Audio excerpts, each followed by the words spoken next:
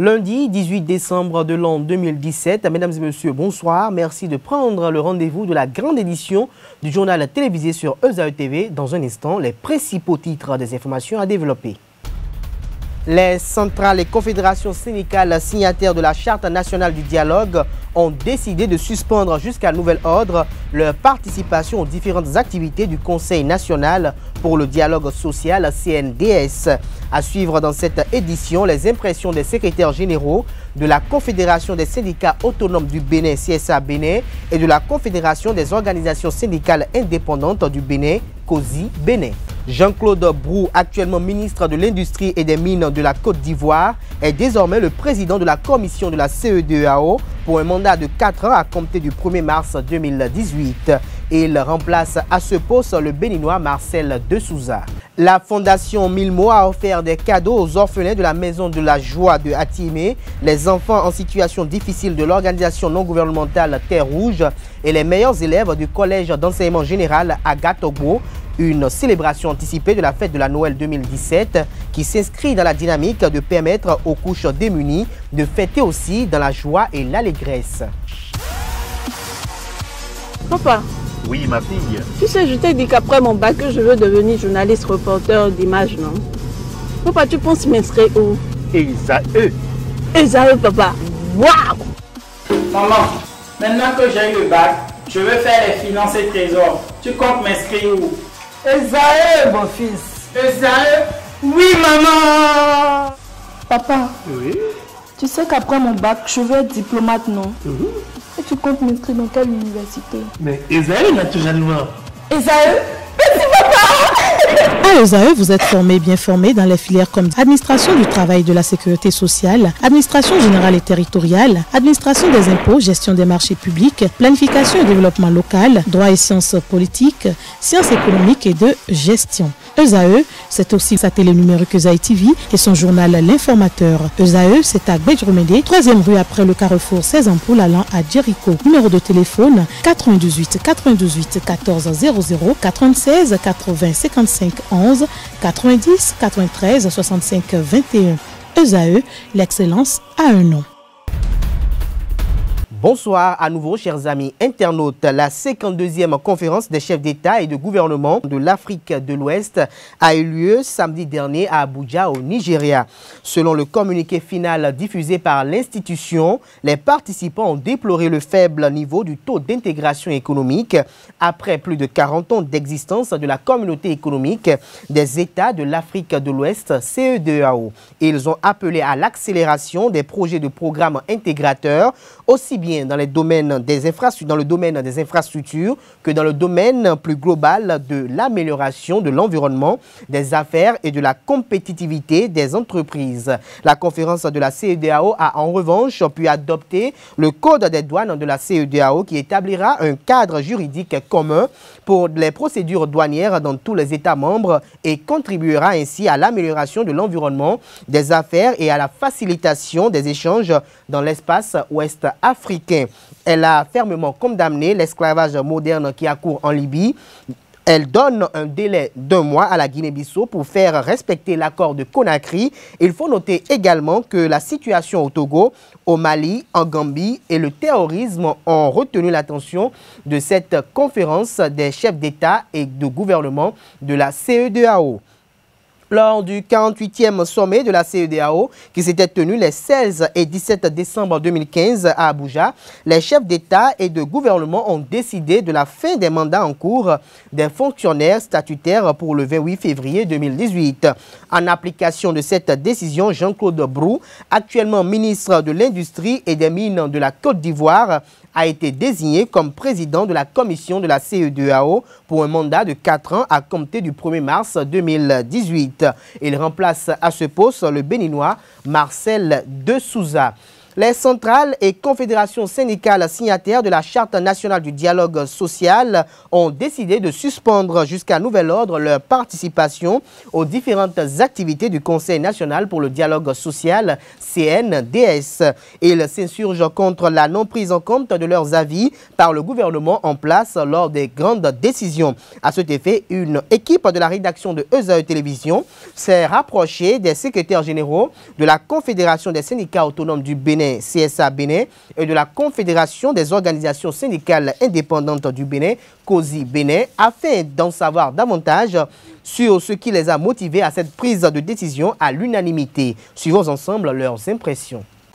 Les jours se suivent et se ressemblent, les rencontres avec le gouvernement dans le cadre des négociations, les différents cadres de négociation, ces différentes rencontres-là se suivent et se ressemblent. Ça ne produit pas. Ça ne produit pas, c'est infructueux, infécond. Et on a donc compris tout simplement que la dernière chose en date qui fâche un peu, c'est la situation du capitaine Trépo. C'est cela qui fâche. Parce que il y a eu nous avons quand même, en tant qu'organisation syndicale, nous avons privilégié toujours le dialogue. Et la confédération qui est la mienne, la COSI Bénin, a toujours privilégié le dialogue. C'est d'ailleurs notre credo ici, c'est le dialogue social fécond, fructueux. Malheureusement, vous avez vu dans cette histoire du capitaine Trépo, nous avons écrit au ministre de Trépo, le ministre du cadre de vie, qui ne nous a pas reçus. Nous sommes allés là-bas une seconde fois pour faire un sitting, pour dire qu'il ne faut pas aller dans cette direction. Ils n'ont pas écouté. Au cours des négociations au gouvernement central, nous avons élevé une vive protestation et nous avons suggéré au ministre d'État de prendre ses responsabilités et de jouer le rôle pour trouver un terrain d'entente et éviter que les partenaires se sentent frustrés. Rien n'est fait. Il y a eu même un déjeuner où le ministre d'État a invité le secrétaire général central. Au cours de cette occasion, au cours de ce dîner, ou de ce déjeuner plutôt, le cas du capitaine Trépo a été abordé. Donc, on nous donne l'impression que, bon, on va voir ce qu'on peut faire, mais on a l'impression qu'on endort les confédérations pour faire ce qu'on veut faire. Mais nous ne sentons pas les efforts de la part des représentants du gouvernement. Et donc, nous considérons que s'il doit y avoir un partenariat, il faut de la sincérité, il faut de la considération, il faut de la concertation, il faut de la collaboration. Et si tout cela est absent, à quoi bon continuer de faire semblant de faire du dialogue social? Voilà pourquoi nous avons pensé qu'il fallait qu'on arrête cette comédie et que le gouvernement puisse nous réaffirmer son engagement réel, sa volonté politique réelle d'œuvrer pour un dialogue social dans notre pays, un dialogue social réel et efficace pour le bonheur des travailleurs qui sont nos mandats. Voilà pourquoi nous avons décidé donc de créer cet incident pour que le CNDS, qui est une composante tripartite, puisse comprendre qu'il y a un danger et que ce danger, ils doivent rapidement le circonscrire en s'impliquant afin que le gouvernement, au plus haut niveau, puisse nous donner les garanties que les efforts seront faits à deux pour que nous puissions atteindre les objectifs qui ont été fixés, et non seulement pour le CNDS, mais également pour toutes les autres instances du dialogue social.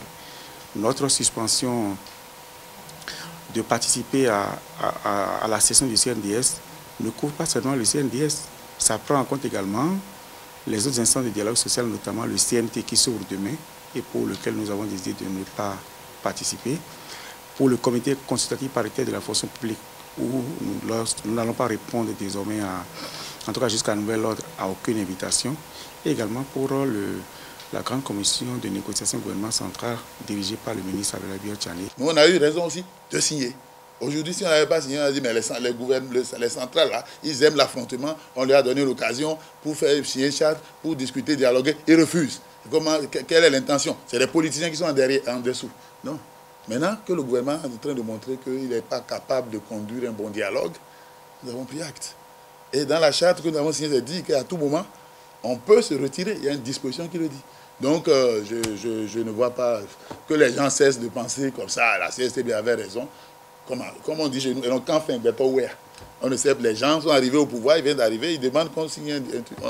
On a signé. Ça ne veut pas dire qu'on a les pieds et les mains liés. Nous ne regrettons pas Et si c'était à refaire, la CSA Bénin signerait à nouveau la charte sur le dialogue social, ne serait-ce que parce que cette charte-là permet aujourd'hui d'avoir un dialogue social tripartite, alors que la négociation gouvernement central que nous faisons dans la grande commission était un dialogue entre le gouvernement seulement et les syndicats et les travailleurs. Aujourd'hui, nous avons le patronat qui est là, qui est devenu un partenaire à part entière, avec lequel nous pouvons échanger pour essayer non seulement de régler les problèmes des travailleurs de la fonction publique, mais également le problème des travailleurs du privé. Et ça, c'est le rôle, c'est la responsabilité d'un syndicat.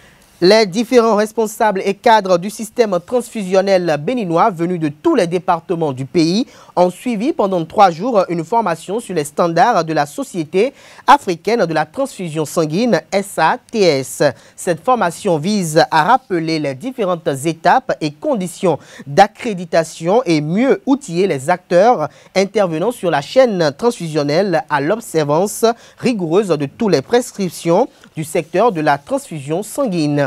Entamée jeudi dernier dans un complexe hôtelier de la place, la dite formation s'est achevée samedi dernier. Je vous invite à suivre à l'issue de cette formation les impressions de Jean-Baptiste Takpo, chef de la délégation de la Société africaine de transfusion sanguine, suivie de celle du professeur Ludovic Anani, directeur général de l'Agence nationale pour la transfusion sanguine.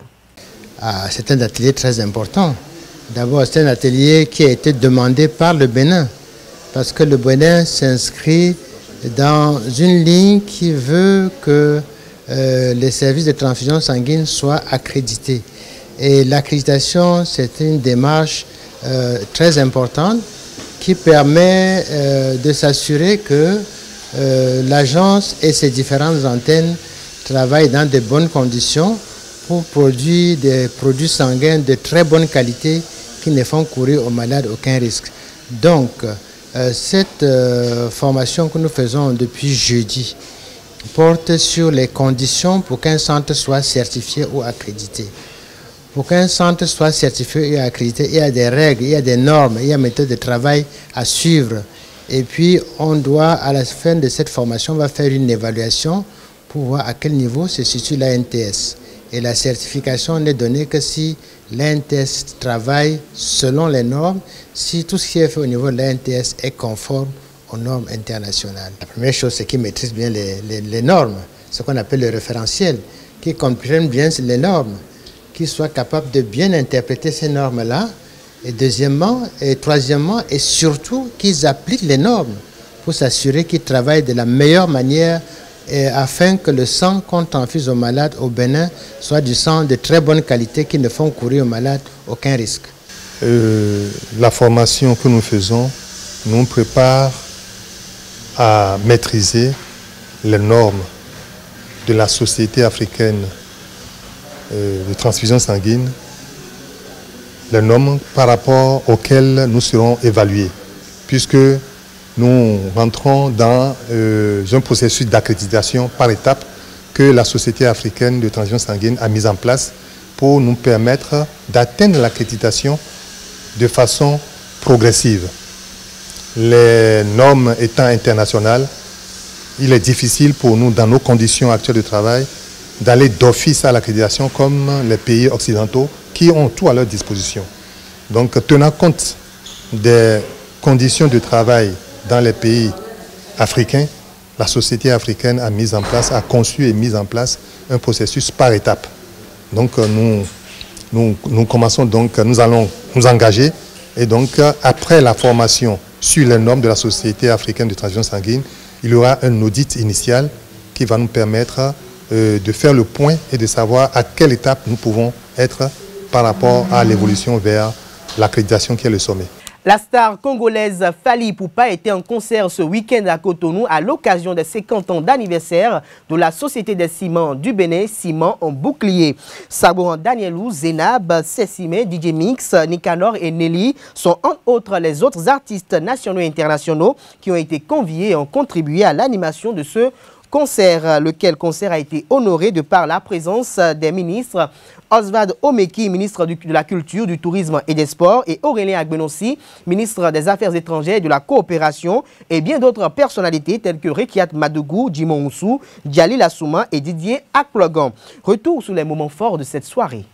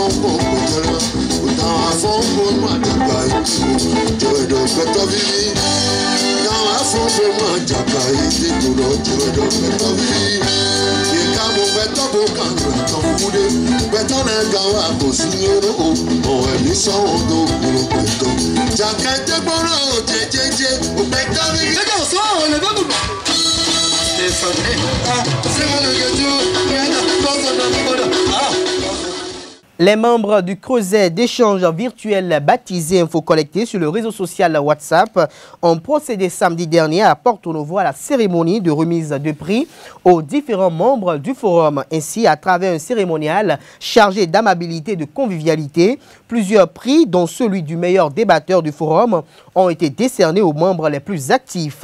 Esaü TV y était et voici le compte rendu. La joie de se rencontrer pour certains, le plaisir de se retrouver pour d'autres. C'est l'ambiance qui a prévalu à la cérémonie de récompense des membres du forum Info Collecté Cérémique 2017 dans un club privé de Porto Novo. Meilleur animateur de rubrique, meilleur participant hommes et dames, puis meilleurs débatteurs de ce creuset d'échange sont récompensés par l'administration du forum. L'administrateur principal, Masle Semassa, a saisi l'occasion pour remercier tous les membres et a présenté ses excuses à ceux qui auraient été lésés au cours de l'année. Info Collecté fait son bonhomme de chemin et ceci ne va pas sans les couacs. Mes instances à donc à ceux qui ont à ceux qui ont été déçus, qui ont été frustrés, blessés et méprisés. Je leur présente ici mes sincères excuses. Merci à ceux qui sont restés malgré tout. Merci à ceux qui ont claqué la porte et dont je soupire vivement pour leur retour.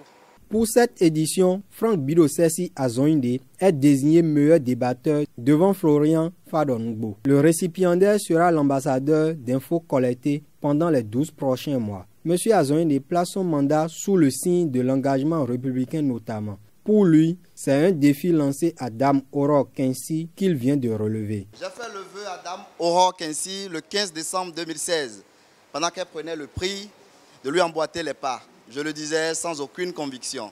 Je ne savais pas que cela se réaliserait aujourd'hui. C'est une grande joie pour moi.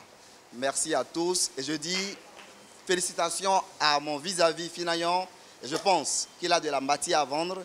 Il n'a pas été déméritant, mais le choix du jury a porté sur ma personne. Merci.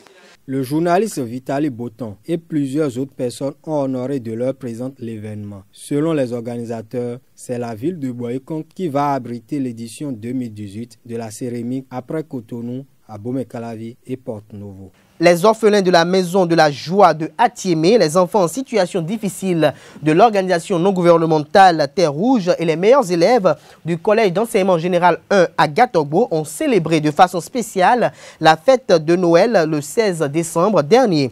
Un événement organisé à leur profit par la Fondation Milmo qui a été caractérisé par la remise de plusieurs cadeaux aux différents enfants conviés à cette réjouissance. Reportage. Ils sont les pensionnaires de l'orphelinat La Maison de la Joie de Atiémé, les enfants en situation difficile de l'ONG Terre Rouge de Cotonou et les meilleurs élèves du CEG1 à Gatogbo. Venus au centre de loisirs Africa Land de Fifadi pour célébrer la nativité le samedi dernier. Initié par la Fondation Milmo, le projet Merry Christmas, au-delà des festivités, apprend aux enfants déshérités à savoir donner et à recevoir avec joie. Cette année, nous avons voulu innover. Donc, nous avons voulu ramener les enfants à Cotonou. Nous avons l'habitude d'aller chez eux. Mais cette année, nous avons voulu les ramener à Cotonou et les apprendre à donner.